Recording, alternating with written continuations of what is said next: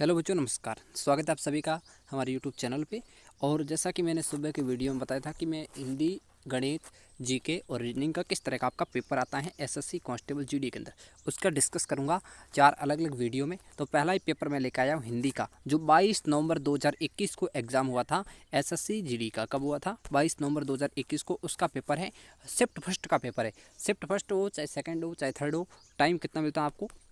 1.5 घंटे का मिलता था। लेकिन अब आपका जो टाइम है इन कंजूसों ने घटा के ये लोग खा गए हैं आधे घंटे को बच्चों के लिए, और 1 घंटा रख दिया। कितना रख दिया? 1 घंटा। अब बच्चा कन्फ्यूज है, पहले क्या करे, गणित करे, हिंदी करे, जीके करे, रीजनिंग करे। लेकिन वो सब चीज़ें बताऊंगा, सब चीज़ें आपके पॉइंट वाइज पॉइंट आएगी, कौन सी किताब पढ़नी है, क्या करना है, क्या नहीं करना है, और किस तरह से आपको प्रिपरेशन करनी, पूरी बात करेंगे। एक वीडियो में तो सब कुछ हो नहीं सकता, 2 महीने का टाइम है, 2 महीने में अच्छे से तैयारी करेंगे, अच्छे से बातों को जानेंगे। चलिए आज हम जानेंगे क्या, हिंदी का पेपर। एक और दिक्कत है जो हम यूट्यूबर के सामने आ रही है, क्या है वो भी आपके सामने थोड़ी सी डिस्कस कर लेते हैं। वो बच्चों ये हैं कि जैसे हम पेपर लेके आए, एसएससी का पेपर कोई भी हो, एसएससी पहले तो पेपर देते नहीं है। पेपर होता है ऑनलाइन मोड में। कब होता है? ऑनलाइन मोड में होता है। तो कंप्यूटर बेस्ड एग्जाम होगा। वो पेपर देंगे कब? आंसर की के साथ। आंसर की आएगी तब उस प्रश्न का जो दिया है, जैसे ये प्रश्न लिखा है एक, इसका first option, second option, third option, fourth option, जो राइट ऑप्शन है उसको ये लोग क्या करते हैं, ये लोग हरी पेन से लिख के दे देते हैं इस तरह का। तो बच्चा यूट्यूबर ऐसा लाए तो कहता है कि गुरुजी उत्तर ले आए, हम उत्तर कैसे जानेंगे, हमारी तैयारी कैसे परखेंगे। और दूसरी बात, हम क्या करें, एडिट करके लाए तो कह देते हैं ये क्या गारंटी क्या है कि ये एसएससी का पेपर है। तो मैं वही पेपर लाया हूँ जो एसएससी की ऑफिशियल साइट पे है, आपको देखना है, देखिए, वरना डिसलाइक कर दीजिए। ठीक है, चलिए अब मैं पेपर स्टार्ट करता हूँ। ये चारों के चारों सीरीज आपके सामने जल्दी आ जाएगी। ठीक है, चलिए पहला ही पेपर है हमारा उल्लास वाला। कौन सा है? उल्लास किसका पर्यायवाची। देखिए इसका पैटर्न किस तरह का रहता है, थोड़ा सा आपको पहले अवगत करा देता हूँ। इसमें क्या आता है, विलोम आता है आपका, विलोम शब्द आते हैं आपके, पर्यायवाची आते हैं, ज़्यादातर प्रश्न इन्हीं से आता है। ठीक है, एक आपके शब्द शुद्धि, वाक्य शुद्धि, इनसे आता है प्रश्न। और आपके जो मुहावरे वगैरह होते हैं ना, वो मुहावरे और लोकोक्तियाँ, ये प्रश्न आते हैं विशेषकर। और एक 5 नंबर का गद्यांश आता था। इस बार क्या है, एसएससी ने पैटर्न चेंज कर दिया, 20 प्रश्न रखे हैं। अब पता नहीं 20 प्रश्न किस तरह के आएंगे, वो तो आपकी किस्मत पे डिपेंड है। कोई यूट्यूबर आपको बता रहा है कि इस तरह के आएंगे, इस तरह का पैटर्न आएगा, कोई फिक्स नहीं है। लेकिन आप तैयारी इस 25 प्रश्न जो आते थे इसी हिसाब से कर लीजिए। सिलेबस वही का वही है, बस पेपर किस तरह का आएगा वो एसएससी पे ही डिपेंड है। एसएससी हर बार मौके पे चौका मारती है, और किस तरह का पेपर जारी करती है वो तो आप एग्जाम में देखते ही होंगे। चलिए पहला ही है, उल्लास किसका पर्यायवाची है। ये पार्ट डी का पहला ही प्रश्न है, उल्लास। उल्लास किसका पर्यायवाची है? तो उल्लास आपके किसका है? आनंद। उल्लास आनंद होता है, उल्लास आनंद, वो एक ही शब्द है। ठीक है, इसका पर्यायवाची हो गया आनंद हो गया। ठीक है, चलिए अब इसमें विश्लेषण की जरूरत नहीं, क्योंकि हिंदी का पेपर इतना ही सरल आता है। अगला है आंखें चुराना। मुहावरे का सही अर्थ क्या है? मैंने कहा था मुहावरे क्या आएंगे, विलोम क्या आएंगे, पर्याय के, शुद्धियों के और खालिस्तान वाले आते हैं। आंखें चुराना, आंखें चुराने होते हैं, जैसे आंखें चुरा लेते हैं, हम भी चुरा लेते हैं किसी को आता देख के। क्या होता है, जैसे मान लीजिए एक बच्चा आपसे उधार पैसे आप लेके आए और मांग रहा है। अब जिससे उसको आप देखेंगे तो यहाँ चाय वाले ठेले के पास, भैया हम यहाँ चाय पी रहे हैं, ऐसे करके वहाँ बहाना बना के बैठ जाएंगे। यहाँ कहीं और किसी फ़ोन के अंदर मुंह डाल के देखने लग जाएंगे, ताकि उसको हम क्या करें, आंखें चुरा सकें, यानी कि अनदेखा कर सकें। ये सिचुएशन सभी के साथ होती है स्टूडेंट लाइफ के अंदर। थर्ड प्रश्न है, थिएटर में कौन सा खेला जा रहा है। थिएटर में क्या करते हैं, कोई खेल खेलता है क्या? खेल सर स्टेडियम में खेला जाता है। कहाँ खेला जाता है? स्टेडियम। ये चीज़ें भी नोट कर लो, क्योंकि आ सकता है, ऐसा प्रश्न आया तो ये भी आ सकता है। नाटक कहाँ होगा? थिएटर में होगा। सिनेमा और पिक्चर कहाँ होती है? ये होती है आपकी जो सिनेमा घर होते हैं उनमें अंदर होती है। ठीक है, चलिए अगला प्रश्न है, वाक्य के रेखांकित खंड को प्रतिस्थापित करने के लिए। प्रश्न देखिए, बड़ा देख के डरना नहीं है, प्रश्न देखिए पूरा, उपयुक्त विकल्प चुनना। इसमें क्या कह रहा है कि अगर इनमें से कोई गलत है, क्या गलत है तो उसे लिखो, या फिर इसमें क्या कहना है कि यहाँ तो गलत नहीं है, किसी बदलाव की आवश्यकता नहीं है, ये भी ऑप्शन दिया है। अगर तीनों ये वाक्य पूरा सही है तो आपको इस पर टच करना है, या फिर इसमें किसी सुधार की ज़रूरत है तो कौन सा वाक्य लगने से सही हो जाएगा तो वो आपको लिखना है। तो मुझे अपने पर क्या होता है, विश्वास होता है। उससे क्या कहते हैं, इसका एक शब्द होता है आत्मविश्वास है। तो ये कहता है मुझे आत्मविश्वास है या मुझे अपने पर विश्वास है, तो ये एक ऑप्शन आपका सही होगा। इससे यहाँ पे प्रतिस्थापित करना पड़ेगा। बदलाव की आवश्यकता है तो बदलाव नहीं वाले को टिक नहीं करना है, और नहीं है तो टिक कर देना है। नीचे दिए गए वाक्य के किस भाग में त्रुटि है, यहाँ आपको सीधा सीधा बताना है कि कौन से में थोड़ी बहुत त्रुटि है। तो देखिए बाजार में त्रुटि, बाजार किस तरह लिखा जाएगा, इस तरह का लिखा जाएगा। ठीक है, ये बाजार होता है, ये बाजार नहीं करना है। अगला है इस भाग की जिसमें कोई त्रुटि है उस भाग को आपको ज्ञात करना है। ये पहला भाग है, ठीक है। आप लोग क्या करते हैं, पहला भाग इसको मान लेते हैं, तो इसको नहीं मानना है, ये आपका पहला भाग है। सेकंड भाग कौन सा है, ये वाला। थर्ड कौन सा है, ये वाला थर्ड भाग, और ये चौथा है। कोई त्रुटि नहीं है तो आपको 4 नंबर ऑप्शन सेलेक्ट करना है।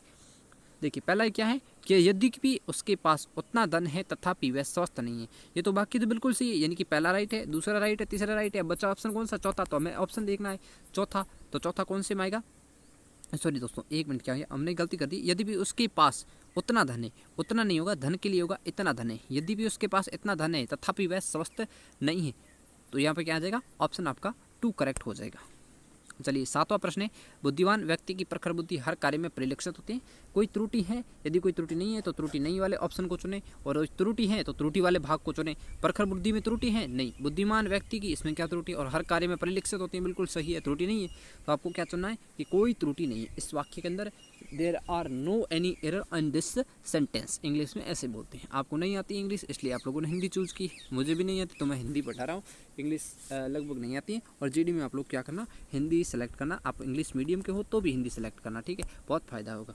अगला है निरर्थक का विलोम शब्द होगा। निरर्थक जिसका कोई अर्थ नहीं हो, विलोम क्या हो जाएगा, सार्थक इसका विलोम हो जाएगा। क्लियर। चलिए अगला है हमारा रेखांकित खंड को प्रतिस्थापित करना है। क्या प्रतिस्थापित करना है, इसमें जो आपको सही लगे वो प्रतिस्थापित कर दो। यानी कि ये रेखा है, ठीक है, इस रेखा के अंदर कौन सा स्थान आना चाहिए, ठीक है, इनमें से कौन सा रखे कि वाक्य बिल्कुल अच्छा लगे, सुंदर ढंग से सजा धजा आभूषणों से नए नवेले दुल्हन की तरह लगे, ठीक है। तो इस वाक्य को सजाने के लिए क्या करना पड़ेगा, महापुरुषों के उपदेश का अपने जीवन में सम्मान करो। अरे उपदेश कोई व्यक्ति है, उपदेश क्या कोई प्रधानमंत्री है, क्या कोई व्यक्तित्व है जिसका हम सम्मान करें, नहीं। उपदेश क्या है, एक अच्छी चीज़ है जिसका क्या करना चाहिए, हमें अपने जीवन में निषेध करना चाहिए, बिल्कुल नहीं। उपयोग का निषेध, उपदेश का निषेध कौन करता है, निषेध करना होता तो सुनते ही नहीं, वो निषेध नहीं होता है। अब हम जो से लोग जो हैं मॉडर्न लोग हैं वो क्या करते हैं, उपदेशों का निषेध करते हैं, लेकिन वो आपको यहाँ पे उत्तर नहीं टिक करना है। बदलाव की आवश्यकता नहीं है, बिल्कुल है। प्रयोग करो, पालन करो, उपदेशों का पालन करो या प्रयोग करो, अपने जीवन में प्रयोग करो, उपदेशों का अपने जीवन में प्रयोग करो ताकि आप लोग भविष्य में सुधर सको। सही वर्तनी वाले शब्द का चयन करें। सही वर्तनी वाला शब्द कौन सा है, तो आपका हो जाएगा ये हो जाएगा, कौन सा हो जाएगा, ये शब्द हो जाएगा। तो सही वर्तनी आपको आनी चाहिए। लगभग जितने भी शब्द हैं मैं आपके एक मैराथन क्लास के अंदर 8 क्लास आएगी, कितनी, 8 से 10 क्लास आएगी आपकी हिंदी की, 8 से 10 क्लास सिर्फ, और उससे बाहर आपका कुछ नहीं जाएगा। मैं सभी के सभी जो पर्यायवाची है, विलोम शब्द है, उनकी एक एक अलग अलग पर्टिकुलर क्लास ले आऊँगा। अगला है, हमें भारतीय होने पर क्या है, हमें भारतीय होने पर उन्माद है, दर्प है, घमंड है। अभी कहते हैं कि सर मुझे भारतीय होने पर घमंड है, ऐसा कभी सुना है, नहीं। हमें भारतीय होने पर गर्व है, मुझे गर्व है कि मैं भारतीय हूँ। ये नहीं कहता कि मुझे घमंड है मैं भारतीय हूँ। किसी ने कहा, आप कहते होंगे घमंड है, लेकिन हम बाकी लोग नहीं कहते, ठीक है। एक बच्चे के कारण पूरा प्रश्न गलत नहीं हो सकता, ठीक है। चलिए अगला है, दिए गए शब्द के समानार्थी शब्द का चयन करें। समानार्थी का मतलब होता है पर्यायवाची। वहाँ पे ये नहीं देखना है कि समानार्थी आ गया, ये तो हमने पढ़ा भी नहीं, सर ने कहा था पर्यायवाची पढ़ने का, लेकिन यहाँ आ गया समानार्थी, वो चीज़ आपको नहीं करनी है। भ्रमर का होता है भंवरा होता है। भंवरा देखा है किसी ने, नहीं देखा है तो यूट्यूब पे सर्च कर लो, मिल जाएगा, ठीक है। बाहर कहीं देखने मत जाना, क्योंकि आप लोगों को देखा वही नहीं, तो आपको कैसे पता चलेगा ये भंवरा है, कुछ और ही है, और भी तो हो सकता है, ठीक है। अगला है बंधिया उखेड़ना, बखिया उधेड़ना। बखिया उधेड़ना, बखिया उधेड़ना का अर्थ है भेद खोलना। कौन सा खोलना, भेद खोलना। क्या खोलना, भेद खोलना, बखिया उधेड़ने का। अगला है, दिए गए शब्द का विलोम चुनना है। इसमें आपका क्या करना है, ऊसर। ऊसर किसका विलोम है, उर्वर का। उर्वर, उर्वर का मतलब होता है उपजाऊ। उर्वर का मतलब क्या होता है, उपजाऊ। और ऊसर का मतलब होता है अनुपजाऊ। ऊसर का मतलब क्या होता है, अनुपजाऊ। नीरस का क्या होता है, सरस होता है। क्या होता है, सरस होता है। क्लियर, ये भी ध्यान रख लेना। अगला है, रेखांकित खंड को प्रतिस्थापित करना, और आवश्यकता नहीं है तो अब आवश्यकता नहीं वाले टिक करना है। उन्हें तत्कालिक आदेश से निलंबित कर दिए गया, कर दिए गए, ये कोई वाक्य है, कर दिया गया। उन्हें तत्कालिक आदेश से निलंबित कर दिया गया, तो दिए की जगह दिया लिख दो, ठीक है। ये दिए है, ये गलत हो जाएगा। बदलाव की आवश्यकता नहीं है, ऐसा भी नहीं है। आदेश से निलंबित करा दिए गया, ये भी दिए आ गया फिर से, ये भी गलत है। दिया कौन से बचा है, दिया बचा है आपके ऑप्शन सेकेंड में, तो दिया वाला आपको सही करना है। चलिए अगला प्रश्न है आपका, समाज का दर्पण है। समाज का दर्पण क्या है, गणित। क्या गणित से समाज की स्थिति प्रकट होती है। गणित के आप अल्फा कोटा, जो साइन कोटा है, ठीक है, और साइन के अलावा जो कोस थीटा करते हैं, या आप ट्रिग्नोमेट्री पढ़ते हैं, या आप लाभ हानि पढ़ते हैं, क्या उससे समाज की स्थिति प्रकट होती है। क्या देखते हैं कि 5% हानि होगी, समाज की स्थिति ये है, ऐसा कभी होता है। या फिर ये कहते हैं कि 4 बच्चों का औसत 2 है, यहाँ पर 4 बच्चों का औसत वजन कितना है, 20 किलोग्राम है, ये समाज की स्थिति है। इससे कुछ होता है समाज की स्थिति? नहीं होती। निवेदन करने से समाज की स्थिति? बिल्कुल नहीं। आलोचना से समाज की स्थिति प्रकट नहीं होगी, ठीक है। समाज की स्थिति प्रकट होती है दोस्तों साहित्य से, क्योंकि साहित्य के अंदर समाज का ज्ञान मिलता है। आप जैसे जैसे समाज आप जानना चाहते हैं, समाज को, किसी राष्ट्र की धरोहर को, तो या तो आपको इतिहास पढ़ना पड़ेगा या आपको साहित्य पढ़ना पड़ेगा। इसके अलावा गणित, विज्ञान, इनसे आपको समाज और जो संस्कृति का ज्ञान नहीं होता है। दिए गए वाक्यांश के लिए एक शब्द लीजिए, चिरकाल तक जीवित रहने वाला, वो होता है आपका चिरंजीवी होता है। कौन सा जीवी होता है? चिरंजीवी होता है। चिरंजीवी होता है चिरकाल तक जीवित रहने वाला, ठीक है। चलिए अगला है आपका सही वर्तनी वाले शब्द का चयन करें। सही वर्तनी वाला कौन सा है? पारिश्रमिक है। कौन सा श्रमिक है? पारिश्रमिक। श्रमिक तो सभी जानते हैं, श्रमिक कौन नहीं जानता है? श्रमिक किसी को लिखना नहीं आता वो सीख ले। श्रमिक, ये देखिए यहाँ पे गलत हो गया, परिश्रमिक होगा, परि तो होगा नहीं। और यहाँ पे देखिए पारी में क्या कर लिया? री बढ़ा ले दिया, तो पारिश्रमिक भी नहीं होगा, पारिश्रमिक होगा, ठीक। अगला है जिसमें चेतना न हो, वाक्यांश के लिए एक शब्द होगा। चेतना नहीं है, चेतना नहीं है, क्या उसे चेतन कहेंगे? चेतन तो वो है जिसमें चेतना है। मूर्ख कहेंगे? नहीं, मूर्ख तो बिल्कुल नहीं, मूर्ख तो इस चेतना से संबंधित नहीं है। चिरंतन, ये भी अलग है। और जो अचेतन शब्द है वो आपका सही उत्तर हो जाएगा। जिसमें चेतना नहीं है उसे अचेतन मन कहेंगे, बिल्कुल चेतन करता ही नहीं।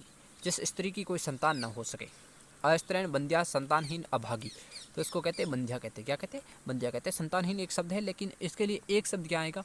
वाक्यांश के लिए एक शब्द पूछा है, संतानहीन। जिसको संतान नहीं होती वो संतानहीन, ये तो संक्षेप में लिखा नहीं है, संक्षेप लिखा है, एक शब्द नहीं है। एक शब्द क्या हो जाएगा आपका? बंध्या या फिर बांझ। जिसको कोई संतान नहीं होती उसे बंध्या या बांझ कहते हैं। अब ये देखिए 5 प्रश्न आएंगे, कैसा आएगा? ये गद्यांश आएगा जिसमें एक रिक्तस्थान, दूसरी, तीसरी, चौथी, पांचवी, पूरे गद्यांश में आपको 5 नंबर मिलेंगे। क्या करना है? ओनली रिक्तस्थान भरनी है अपने दिमाग से 4 ऑप्शनों को देख के। आपको यहाँ पे कोई मेथड नहीं लगानी, ठीक। हो सकता है इस बार ये प्रश्न कम करके 4 कर दे, क्योंकि प्रश्न 25 से 20 हुए हैं, तो गद्यांश के कितने हैं? 5 थे, तो 4 भी हो सकता है। इसकी कोई गारंटी नहीं ले सकता, न हम कह सकते, कोई और कह सकता, ठीक है। लेकिन इतना बता सकते हैं कि आएगा प्रश्न जरूर गद्यांश का। पहला ही गद्यांश क्या है? देखिए पहले ये रिक्तस्थान आपकी पहली है 21वें के लिए, ठीक है। तो 21वां प्रश्न देखिए, प्रकृति मनुष्य को ईश्वर का अनुपम रिक्त स्थान है। अनुपम क्या है? अभिशाप है क्या? प्रकृति किसी के लिए अभिशाप है क्या? किसी को नुकसान दे रही है? प्रकृति ने दिया है? किसी को पेड़ में आके रात को कत्ल करने का प्रयास तो नहीं किया है? प्रकृति का ईश्वर का रूप है, एहसास है या वरदान है? तो उत्तर हो जाएगा आपका, क्या हो जाएगा दोस्तों? वरदान है। प्रकृति जो है मनुष्य के लिए वरदान है। वरदान क्यों है? हमको ठंडी हवा देती है। इसके अलावा फल फूल, लकड़ियाँ, ईंधन के लिए कई चीज़ों की ज़रूरत होती है, जंगलों की ज़रूरत होती है, वो हमें प्रकृति से प्राप्त होते हैं। इसके अलावा जो भी प्राकृतिक उपहार हैं या जड़ी बूटियाँ हैं, जड़ी बूटियों के अलावा भी कई जंगली चीज़ें हैं, वो हमारे लिए जो आवश्यक चीज़ें हैं जो हमें प्रकृति से प्राप्त होती हैं। तो इसलिए क्या है? ईश्वर का एक तरह से वरदान ही हम लोग मान सकते हैं, ठीक है। सेकंड देखिए, हमने यहाँ पे क्या कर दिया? वरदान कर दिया, ठीक है। वरदान हो गया।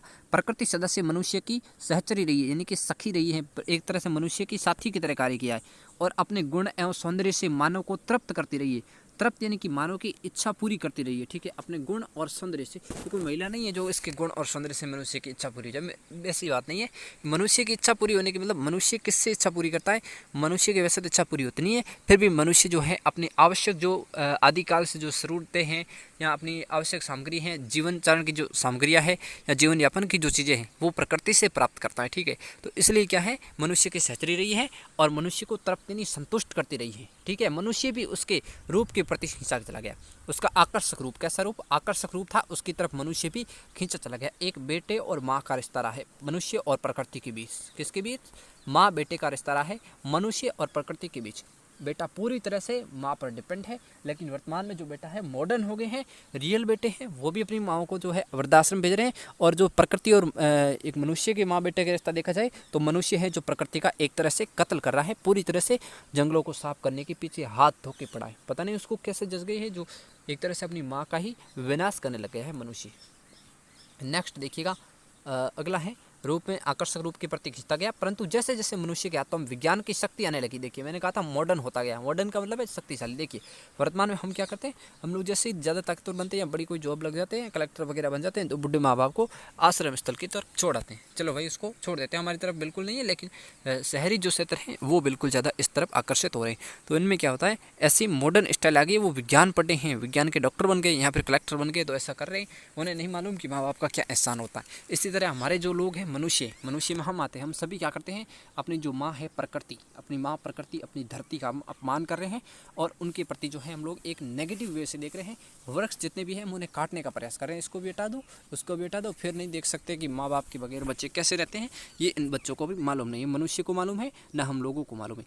उसने प्रकृति का दोहन किया और अपनी सहचरी प्रकृति को, अपनी सहचरी प्रकृति यानी कि अपनी सखीन प्रकृति की तरह जो चल रही थी अपनी साथ, इस तरह माँ अपने साथ चलती हैं, एक साथी की तरह, एक मित्र की तरह और एक टीचर की तरह हमारे साथ चलती हैं। लेकिन अंत में क्या करते हैं, हम उसको हानि पहुंचाते हैं, हानि पहुंचाने आरंभ कर दिया है। मनुष्य ने भी प्रकृति अपनी माँ को हानि पहुंचाना आरंभ कर दिया है। किसने? मनुष्य ने। विज्ञान के बल पर वह स्वयं को सर्वशक्तिमान समझने लगा और अपने ही, एक मिनट अगला प्रश्न लेते हैं, अपने ही क्या करें, विनाश की खाई खोदने लगा। क्या? विज्ञान के आधार पर स्वयं को जो है एक तरह से शक्तिमान समझने लगा है कि इसके बिना जो है हम जो विज्ञान से जीव पैदा कर रहे हैं, विज्ञान से हम पौधे भी पैदा कर रहे हैं, लेकिन क्या कर रहे हैं, एक तरह से हम अपना जो है विनाश कर रहे हैं। आपने जो परसों या कल का एक न्यूज़पेपर देखा था कि ग्लेशियर लगातार पिघल रहे हैं, ग्लेशियर लगातार पिघल रहे हैं। और जो राष्ट्रीय रिपोर्ट हैं और अंतर्राष्ट्रीय जो पर्यावरण जगत और जो वर्तमान के जो विकास हैं, भूवैज्ञानिक विकास, उनकी रिपोर्टों के आधार पर देखा जाए तो जो प्रकृति का निरंतर विनाश हो रहा है, ग्लेशियर की संख्या बढ़ रही है, ग्लेशियरों के पिघलने की संख्या लगातार बढ़ रही है। जो ग्लेशियर 2010 में जैसे 100% था 2010 में, तो वो वर्तमान में कितना रहा है, वो 80% के आसपास रहा है। ठीक है, वो 20% पिघल चुका है 10 साल के अंदर। तो ये स्थिति है हमारी जो विज्ञान के प्रति बढ़ती हुई रुचि है उसका कारण है। विज्ञान को समझ रहे हैं और अपने माता पिता या अपनी प्रकृति जो धरती है उसका हम विनाश कर रहे हैं। धीरे धीरे अपने आप को बहुत बड़ा होशियार समझ के अपने आप को 30 स्मार्ट खान समझने लगे ये जो वैज्ञानिक बने हैं ये लोग। ठीक है, तो विनाश की खाई खोद रहा है, आपने विकास की नहीं, विनाश की खाई खोद रहा है। कौन? मनुष्य खोद रहा है। ठीक है, तो वो तो इसको नुकसान तो उठाना ही पड़ेगा। प्रकृति को नुकसान पहुँचाकर उसने समस्त मानव जाति को नुकसान पहुँचाया है। ठीक है, अगला क्या है, प्रकृति के साथ स्थापित करके ही मनुष्य को बचाया जा सकता है। प्रकृति के साथ क्या करना है आपको, अगर आप लोग प्रकृति के साथ सामंजस्य बना लेते हैं, ठीक है, नए नए पौधे लगा लेते हैं, तो ही आप बचा सकते हैं।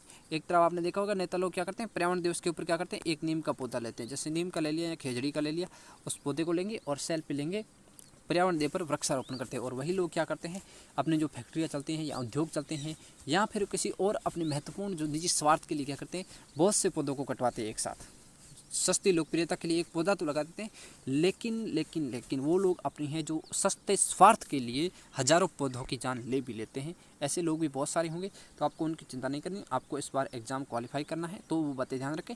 ये तो एक आपके लिए अच्छी न्यूज़ थी, अच्छी बात थी, आपके लिए प्रेरक। प्रकृति को भी बचाने का प्रयास करें। नौकरी लगने से कई महत्वपूर्ण है हमें अपने जीवन को बचाना, और जीवन को बचाने के लिए जो वर्तमान में प्रकृति की स्थितियाँ हैं उनको भी हमें ठीक से करना पड़ेगा। ये नहीं है कि हम अपने प्रति स्वार्थ देखने लगे, अपना काम हो गया बस, ये नहीं करना है। पूरे समाज, पूरे जो विश्व है उसके कल्याण का कार्य करना चाहिए। विश्व कल्याण में जितना आप योगदान दे सकते हैं उतना ही काफ़ी है, तो देने का प्रयास कीजिएगा। मिलेंगे अगले पेपर सॉल्यूशन में। अगला पेपर सॉल्यूशन हमका किसका होगा, अब होगा आपका गणित या रीजनिंग या जीके में से कोई एक होगा, उसकी मैं आपको सूचना पहले ही दे दूँगा। ये पेपर सॉल्यूशन कैसा लगा कमेंट जरूर कीजिएगा। जय हिंद, जय भारत।